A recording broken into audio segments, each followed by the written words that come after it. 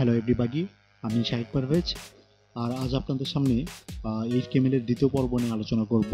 প্রথম পর্বে আমি এইচটিএমএল এর ইন্ট্রোডাকশন নিয়ে আলোচনা করেছি, তো আজ আপনাদের সামনে দ্বিতীয় পর্ব নিয়ে আলোচনা করব। আর আজকের পর্বে যে বিষয়গুলো থাকবে সেটা হচ্ছে আমরা কিভাবে আমরা হেড ব্যবহার করব এবং টাইটেল ব্যবহার করব এবং কিভাবে প্যারাগ্রাফ ব্যবহার করব এবং আমরা কিভাবে বডি ইউজ করব, এবং সেইগুলোর ভিতর থেকে আমরা সেইগুলো কেমনে ব্যবহার করতে পারি এবং সেইগুলোর আউটপুটগুলো কী সেইগুলো সম্পর্কে আমরা জানব। তো প্রথমে আমরা যেটা করব সেটা হচ্ছে ধরুন আমি এখানে একটি নিউ ফোল্ডার করে রাখলাম, এবং নিউ ফোল্ডার করার পর আমি এখান থেকে একটা ডকুমেন্ট সিলেক্ট করব। তো আমি মাউসের রাইট ক্লিক করে নিয়ে যাব, এবং নিয়ে যাওয়ার পর আমি টেক্সট ডকুমেন্টে ক্লিক করব। তো এটার আগে একটা কথা বলে রাখি যে এখানে আপনাদের যেটা করতে হবে সেটা হচ্ছে যে আপনি কিবোর্ডে যদি এখানে আপনি এই ধরনের কোনো অপশন না পান, যদি না থাকে তাহলে আপনি অল্টার বাটনে চাপবেন কিবোর্ডে, যাওয়ার পরে আপনি চলে যাবেন টুলসে যাওয়ার পর আপনি চলে যাবেন ফোল্ডার অপশনে যাওয়ার পরে আপনি চলে যাবেন ভিউয়ে যাওয়ার পরে দেখবেন এখানে একটা টিক মার্ক থাকবে, যেটা আপনারা তুলে দিবেন। এখানে দেখুন hide extensions for known file types, এখানে চেক ইন করা থাকবে, আপনারা এটা তুলে দিবেন। এখানে একটা সাইন থাকবে, এটা তুলে দিবেন, তুলে দিয়ে ওকে করবেন। তো আমারটা করা আছে, যার কারণে আমি আর এটা দ্বিতীয়বার এটা করছি না। তো এরপর আপনারা যেটা করবেন, মাউসে রাইট ক্লিক করে আপনারা চলে যাবেন নিউয়ে যাওয়ার পরে আপনারা এখানে টেক্সট ডকুমেন্ট ক্লিক করবেন। করার পর দেখুন এরকম অপশন আসবে। তো যখন আপনার এইচটিএমএল এ কাজ করবেন তখন এখানে আপনি যে কোনো নাম ইউজ করতে পারেন, এখানে কোনো সমস্যা হবে না, যে কোনো নাম আপনি ইউজ করতে পারেন। সাপোজ আমি যদি এখানে লিখি যে এইচটিএমএল, এখানে আমি 1 লিখে রাখলাম যেহেতু আজকে, আমি এখানে 2 লিখে রাখছি যেহেতু আজকে এটা দ্বিতীয় পর্ব। তো আমি এখানে HTML2 লিখলাম, এবং এখানে দেখুন .txt, আর এই .txt-টাই হচ্ছে আমাদের ফাইলের টাইপ। তো এখানে আমরা কি করব, এখানে আমরা যেহেতু আমরা HTML এ কাজ করছি এই জন্য আমরা এখানে HTML লিখে সেভ করব। আমরা এখানে দেখুন HTML লিখলাম, এরপরে আমরা যদি ওকে করি,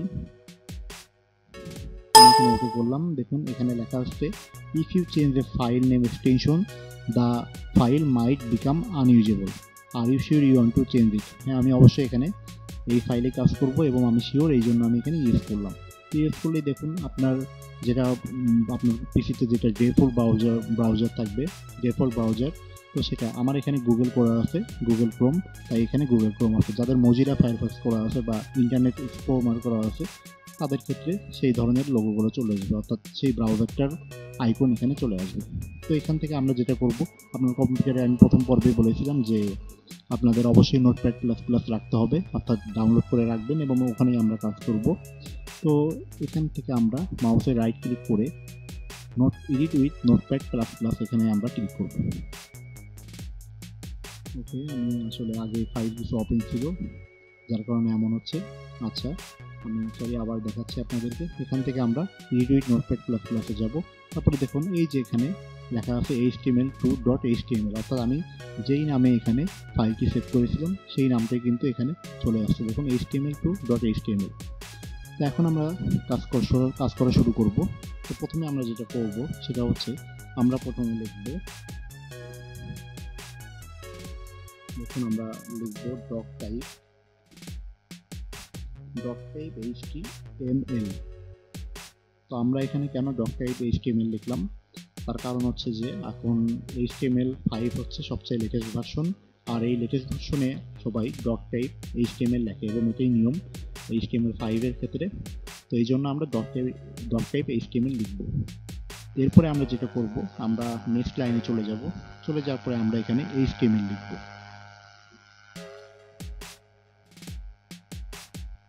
তো আমরা এখানে HTML লিখে এটা ক্লোজ করলাম, এবং এরপরে আমাদের এই পুরো HTML-টা ক্লোজ করতে হবে। তো এটাকে পুরোটা ক্লোজ করতে গেলে আমাদেরকে আবার আগের মতো করে এখানে একটা ব্ল্যাক স্ল্যাশ দিয়ে আবার লিখতে হবে HTML দিয়ে, বন্ধ করে দিতে হবে আমাদের এটা দেওয়ার পরে আমরা যেটা করব, আমরা এটাকে একদম নামিয়ে দিলাম নিচের দিকে।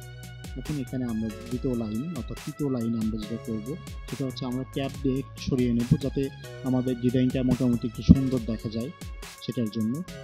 অর্থাৎ ডিজাইন বলতে যে ওয়েবসাইটের ডিজাইন সুন্দর হবে এটা না, আসলে আমরা যখন যেটাতে এডিট করছি সেটাতে একটু সৌন্দর্যভাবে করে নেওয়ার জন্য বা সৌন্দর্য দেখার জন্য আমরা একটু ডিজাইন করে আর কি। ডিজাইন বলতে সেরকম ডিজাইন না যে একদম খুবই মানে হাই কোয়ালিটি কোনো ডিজাইন, এরকম কিছু না, দেখতে সুন্দর লাগে যেরকম সাধারণ সেই রকম আমরা করব। তো দ্বিতীয় লাইনে আমরা কি করব, দ্বিতীয় লাইনে আমরা দেখুন এখানে আমরা লিখবো হেড, অর্থাৎ আমার এখানে হেড বসাতে হবে। এবং হেডের ভিতরে আমরা যদি কি লিখবো, এখানে সাপোজ আমি হেডে এখানে লিখলাম যে welcome to my web page, welcome to my web page লিখলাম। এবং এখানে আমরা যেটা করব, আমরা হেডটা ক্লোজ করব। আমি এখন আগেই দেখিয়েছি যে এখানে আমরা HTML যেভাবে ক্লোজ করেছি, এখানে আমরা হেড ফাইলটা ক্লোজ করব। তো সেটার জন্য আমরা যেটা করব, আমি এটাকে ক্লোজ করে দিলাম। দেখুন এইভাবে আমি ক্লোজ করে দিলাম। আপনি চাইলে এটাকে এখানে ক্লোজ না করে আপনি বাইরেও করে দিতে পারেন, অর্থাৎ হেডের ভিতরে আপনারা টাইটেল ইউজ করতে পারেন, তারপরে হেড ফাইলটা ক্লোজ করে দিতে পারেন, এটা কোনো সমস্যা না। আমি এটাকে এভাবে রাখলাম। এরপরে যদি আমি লিখি টাইটেল,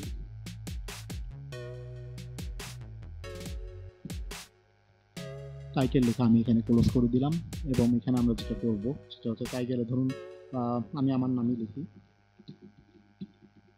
আমি এখানে টাইটেল লিখে এটা রেখে দিলাম। এরপরে আমরা যেটা করব, আমরা HTML লিখলাম, আমরা হেড লিখলাম, আমরা টাইটেল লিখলাম। এরপরে আমরা যেটা করব সেটা হচ্ছে যে আমরা লিখব বডি।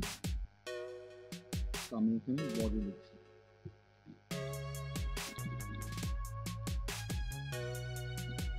বডি লিখে এখানে আমরা এটা ক্লোজ করে দিলাম এবং এখানে আমরা এইভাবে রাখলাম। তো সাপোজ ধরুন বডির ভিতরে আপনি চাচ্ছেন যে আপনি একটা হেডার ফাইল ইউজ করবেন বা প্যারাগ্রাফ ইউজ করবেন, তখন আমরা কি করব, দেখুন এই সবগুলোই কিন্তু এক একটা tag, HTML, head, title, body, এই সবগুলোই কিন্তু এক একটি ট্যাগ। এর ভিতরে আমরা যেটা করবো, আমরা যদি সাপোজ হেডার ফাইল ইউজ করি, হেডার ফাইল দেখুন হেডার ফাইল কিন্তু 6টি হয়, 1, 2, হেডার 1, হেডার 2, হেডার 3, 4, 5, 6 এইভাবে 6টি হেডার ফাইল হয়।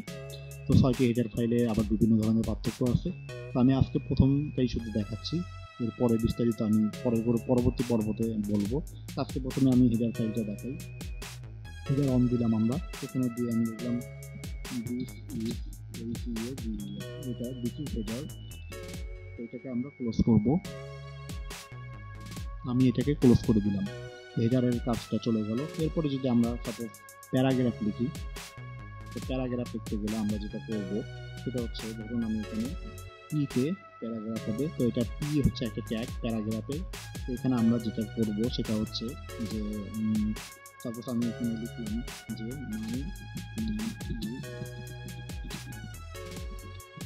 আমি লিখলাম my name is Shahid Parvez, তারপর এটাকে আমরা এইভাবে করে দিলাম। তো দেখুন এই অপশনটা, এটার কাজও আমাদের হয়ে গেল। তো এখন সাপোজ আমরা যে এত কিছু করলাম, এরপর আমরা কি করব, দেখুন এখানে আমাদের এখানে সেভের একটা আইকনে লাল অংশ দেখাচ্ছে, অর্থাৎ লাল কালার দেখাচ্ছে। যখন আপনারা দেখবেন যে এখানে লাল কালার দেখাচ্ছে, তার মানে এটা ফাইলটা সেভ করা হয় নাই। যদিও আমি এখানে একটা ফাইল তৈরি করে রেখেছি, কিন্তু এই যে এতগুলো লেখা লিখলাম এর ভিতরে, তো ফাইলটা সেভ হয় নাই, যেহেতু আমি কখনোই সেভ করিনি এই জিনিসটা, শুধুমাত্র ফাইলটাই ক্রিয়েট করেছি। তো এটাকে আমি সেভ করব। তো সেভ করার জন্য আমাদেরকে যেটা করতে হবে সেটা হচ্ছে যে আমরা Ctrl+S চাপবো, তো এটাতে সেভ হয়ে যাবে। সেভ হওয়ার পরে দেখুন এখানে আর লাল বাটনটি অর্থাৎ লাল আইকনটা দেখাচ্ছে না। এখন আমরা যদি রান করি, তো রান অপশনে যাব আমরা, রান এটা শর্টকাট হচ্ছে F5।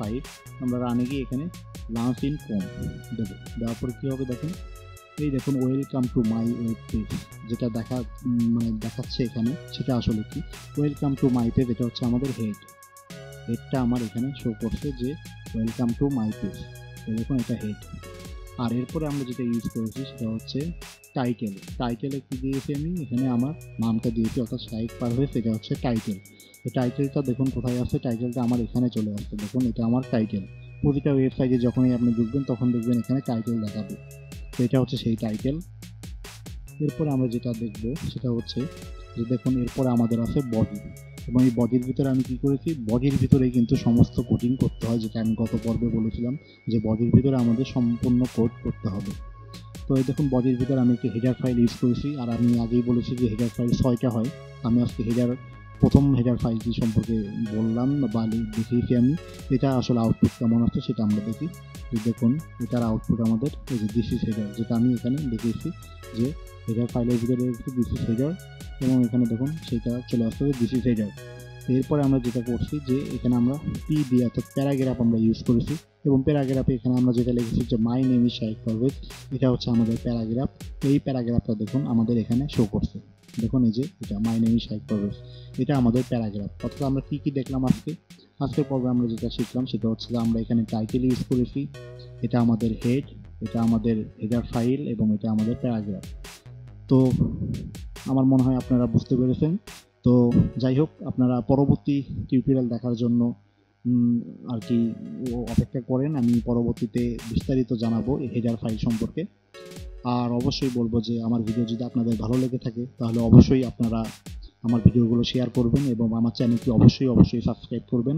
আর আপনাদের মতামতগুলো কমেন্টে জানাবেন। যদি কোনো সমস্যা হয় কমেন্টে জানাবেন, বা আমার ফেসবুকে জানাবেন। সব ধরনের সবগুলোর লিঙ্ক আমার চ্যানেলের ডিসক্রিপশনে লেখা থাকবে। তো আজ এই পর্যন্তই, সবাইকে ধন্যবাদ জানিয়ে এখানে শেষ করছি। আল্লাহ।